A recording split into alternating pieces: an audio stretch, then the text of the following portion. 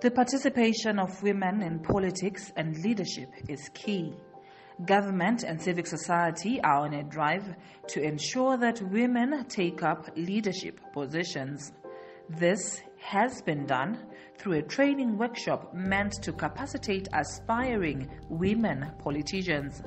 Women from all political parties convened as they discussed the various issues that are a barrier to the participation of women in politics and leadership.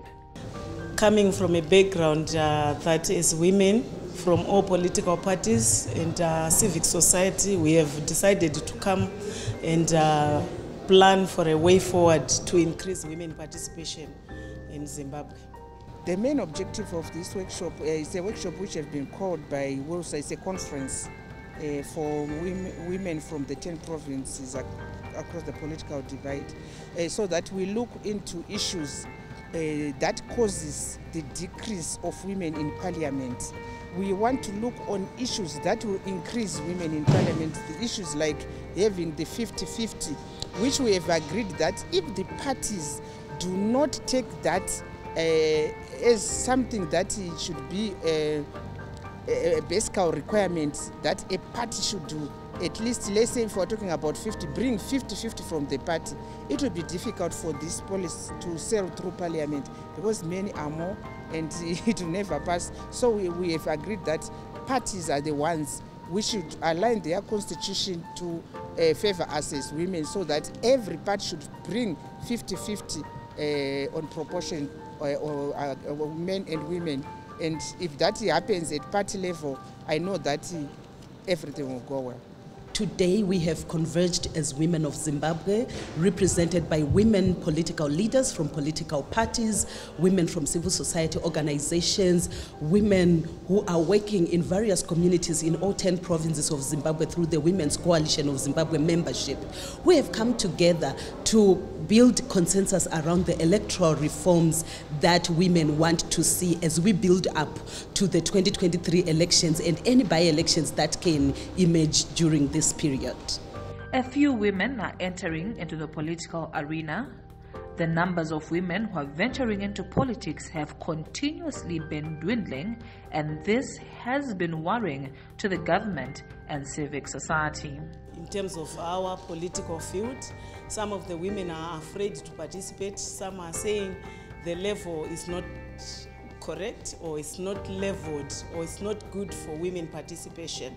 And because of our patriarchy, our culture, and our religion, some of the women are not able to come and participate. So our numbers are going down each and every year when we approach the elections. So there are so many challenges which hinders women to participate. And we have observed elections, and when we look at women's political participation, the legal framework that is currently at play at times has barriers and hindrances that do not fully adequately allow for inclusivity in women's political participation. I think that there are few women entering into politics is one, exposure. Men, they go to, bars, they meet in sports, in clubs and everywhere. But as for women, we don't have that exposure.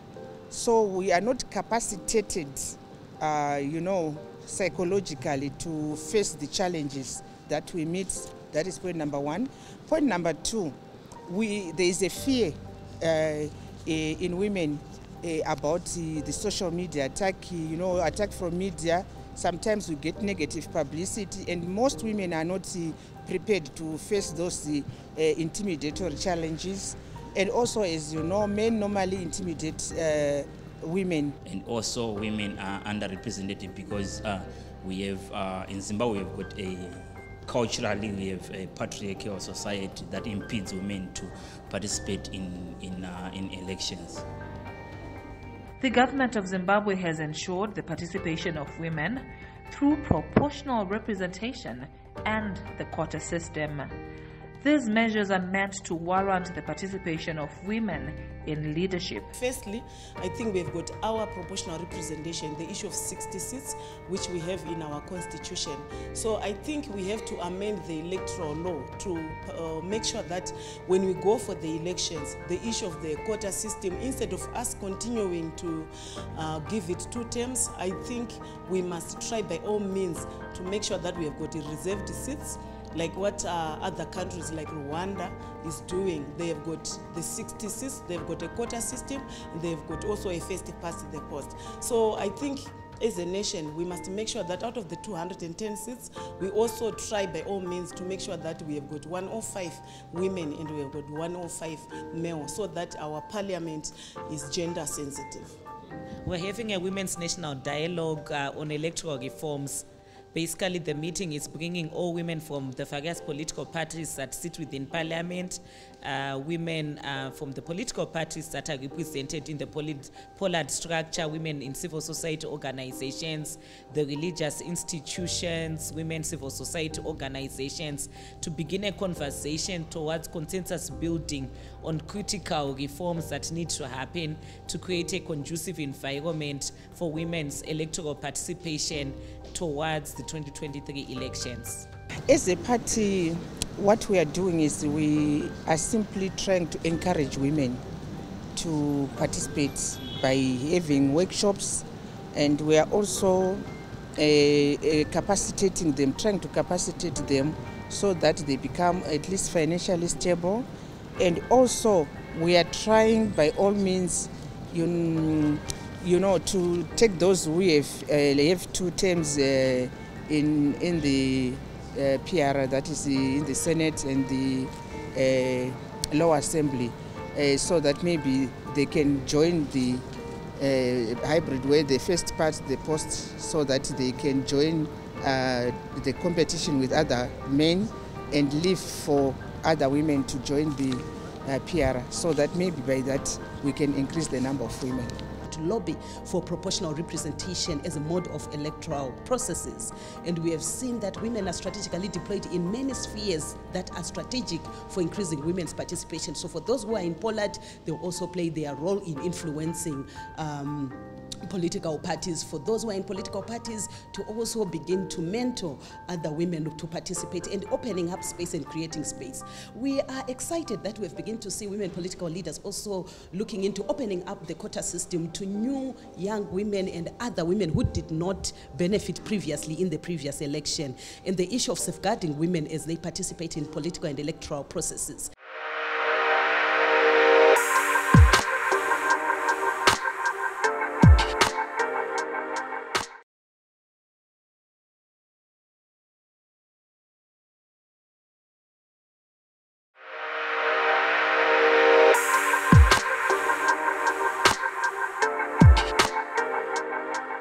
The inclusion of women should start from party structures through nomination of women for contestation of key positions of leadership. The only issue that we see that speaks to women is gender parity when it comes to representation at ZEC commissioners, when we also look at women's representation at Senate and the various quota systems that have been introduced. But that's not the only thing that can be improved in terms of the electoral environment. We need to look at other issues at play that also make it difficult or that are barriers to women's participation. How we do voter education, how the environment is even at political party level, how many women are being nominated by their own political parties for the primary election so that they actually contest in elections. Our observation is that over the years the numbers have been fewer when we look at those women that are actually contesting. So we have more numbers of women that are through proportional representation or those that are nominated through the quota system, but the actual contestants have been lower. So even at political party level, there needs to be some legal framework or policy framework that actually compels political parties to nominate women so that we have more women contesting as elections. There is this issue, the patriarchal belief by women that their place is in the kitchen to look after children, and men take advantage of this belief that we have as women. So I think we need more workshops, more of these workshops, so that we empower women to stand. I think that is contributing to why women are getting less in parliament by the day.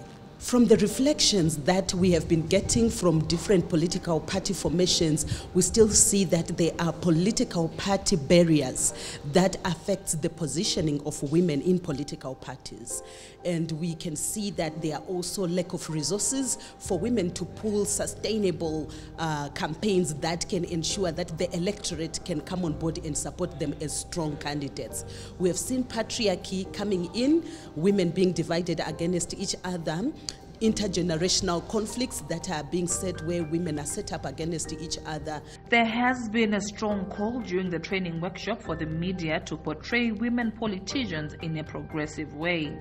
Women's political participation remains at a bare minimum, and the media is a key player in ensuring the full participation of women in politics. This can be done through the way the media report and portray women in politics, either in print, electronic, as well as social media. Tikutokumbirawo kubva kwamuri vanhu vekumedia kuti dai maita more and more coverage of my success stories ema women aripo mu politics, more cover as well most of the positive sides ekupinda mu politics, because at the end of the day everything is political. Togona kutya semadzimai kuti hatikwanisa kupinda muzvinzvimbo dzepolitics, pando panoitwa madecision making processes akawanda ikokoko kupolitics. Saka zvatachingokumbira kuti muite coverage yakanyanya yezvinhu zviri very positive, zviri negative moita zvishoma, so that you encourage more and more women kuti vapinde muma leadership positions, especially politics. Women have also shied away from the political participation because the political culture that is being witnessed in Zimbabwe, it is really very violent. It has a way where it degrades women, and we can see that even on media coverage, whether it's social media or mainstream media, we still see that there is coverage of women political leaders on the negative and non-coverage of them. So we see that there is still gap in terms of the electorate or registered voters to believe that women are strong candidates and they can lead. The cyberbullying, the trolling, the other issues that make it a barrier or make it difficult for women to campaign and to contest. So these are issues that need to be dealt with. But when we look at our framework, there are no real sanctions to trolling a woman who is contesting. We do have the political parties code of conduct, but it is a voluntary code of conduct. I'll repeat again, it is a voluntary code of conduct. So what happens, we've noticed that whilst there could be a number of electoral malpractices that become a barrier for women's political participation, women in the political parties may shy away from reporting these cases because the framework is not conducive enough, or they don't feel that the remedies really solve their issues. So there have been a number of withdrawal of cases, and very few cases actually go through the system and they get resolutions to these challenges. So in today's meeting, we are actually saying, let's have a conversation as women and say, what are these gaps, besides the ones that I've just mentioned, that we feel need to be resolved and reformed at various levels. So it could be the law, it could be the environment, it could be the institutions that we work with that need some administrative practices changed to ensure that women feel they are included in issues to do with elections. Yeah, the media iri kuplay a role yekuti haisi kunyanyo cover madzimai ari mu politics. Most of madzimai ari ku politics ari ku cover negativity, positivity avakavwe. Ukazoona munhu wechidzimai akunzi aita headline kazhinji zvinhu zvakashata, zvinobva zvaita kuti madzimai mazhinji atye kupinda into politics, thinking kuti vachazotaurwa zvisirizvo. Tikada kutarisa especially pa social media as well, pasocial media mazuva ano pane chiya chinonzi cropping, kuti vanotora the other picture yemusoro wemunhu and they portray the wrong image altogether. Izvozvo zviri kutoita kuti madzimai mazhinji anzwe achitya kupinda mupolitics. One of the key strategies that came out during the deliberations was on how stakeholders can work with the media so that journalists amplify, profile, and even make headline stories of women. Other strategies that have emerged are around working in partnership with the media, so that the media also play the role to amplify, to profile, to make visible women's significant participation in Zimbabwe. Tikada kutarisa especially pa social media as well.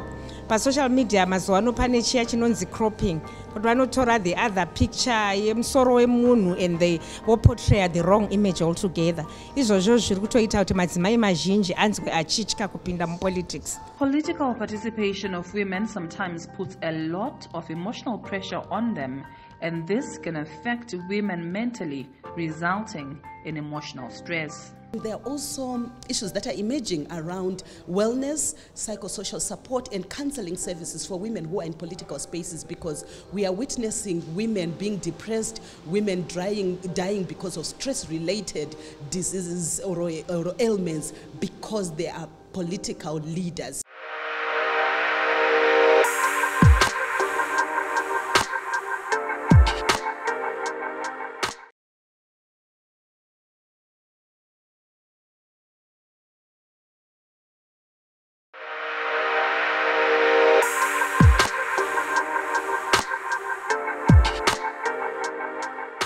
Reflections from the workshop point to the fact that women shun politics because they lack knowledge on political matters.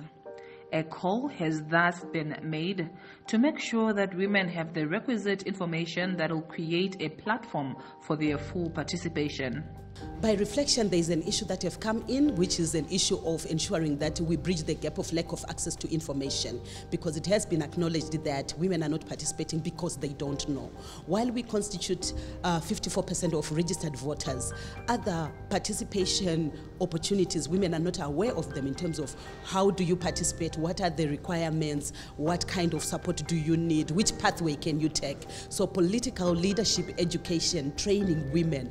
In the long term, we've also seen some political leaders recommending that even our education curriculum need to begin to take in issues of electoral participation, political participation, so that we have a continuity and sustainable way of re-socializing our Zimbabwean society towards women's full and equal participation. The point that I think is of much importance is we need to have much voter education.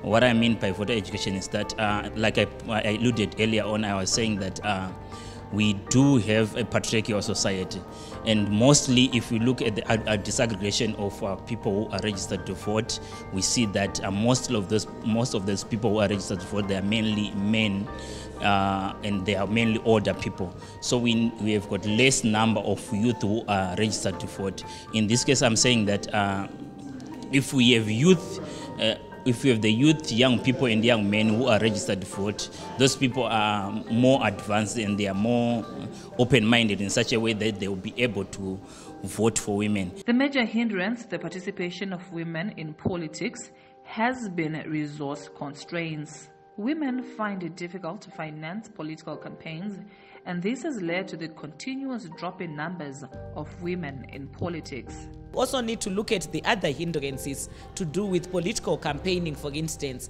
we know that resources matter when it comes to financing a political campaign. So what infrastructure do we have to support women candidates so that they are able to contest and campaign and become visible candidates that people can actually vote for? Munongozivawo kuti nyaya dzesarudzo, nyaya dzokutsvaka rutsigiro dzinoda mari. Madzimai anotambudzika zvikuru panyaya yekuwana anonzi financial resources pachirungu. Saka isukurudziro yedu inenge iri yokuti ngapave nemitemo inokwanisa kuongorora kuti political parties ari kupa here rutsigiro budget wise mupati mavo. Tozotarisa budget renyika, tine ministry yedu yewomen's affairs, ndezvipi zviri kuiswa mubudget zvinoita kuti simudzire kuparticipata kwamadzimai zvichienderana nokuti vawaniswa zvishandiso nezvikwanisiro. The convening will craft a policy document that will put forward suggestions of ensuring the full participation of women. Lack of information. There's lack of information, and we are advocating as the ZANU-PF Women's League for the government to introduce a subject that is aligned to politics, so that our children are developed at young age to like politics and to take politics as a career as well. So maybe yes, it's a long process, but I think that will help them to be capacitated and empowered, because what women fear is lack of empowerment. They cannot face they don't have the resource to face their male counterparts when there are elections. Zvatiri kuzobva tichinoita pano ndezvekuti gwaro redu sePoland kana yatingati position paper kana kuti proposal yedu yema-reforms anosanganisira andataura aya, of course namamwewo ma-reforms akadaro, riri pahofisi yaHis Excellency as we speak. So mberi kunoinda tinoda kunoita further madiscussion ekuona kuti zvinotoreka ndezvipi. Sokuziva kwenyu electoral reform inotori pamberi pematare sekutaura kwatiri kuita kuno. Saka zvakakosha kuti toenda kunoita strategize kuti tinopinda sei, tinokandawo sei ma-points edu atakareiza, kuti tione kuti zvinogona here kugamuchirika kuti sarudzo dzinouya dze2023 dziitike pachiwanikwa madzimai akawanda. So it's really building a consensus document that will be used by women to lobby parliament, to lobby the various institutions like the electoral management body, to lobby the political parties, because those are the main actors also in terms of political participation, to also lobby the new infrastructure like the Pollard mechanism that has been put in place as an institution for political conversation, and then also building a roadmap that we feel as women is one of the critical things that is missing within this electoral reform agenda. There is no clarity in terms of process, no clear milestones, no time frame to it. So we feel that we can actually set the pace by agreeing what it is that we want and then lobby it through the various institutions that are leading the process.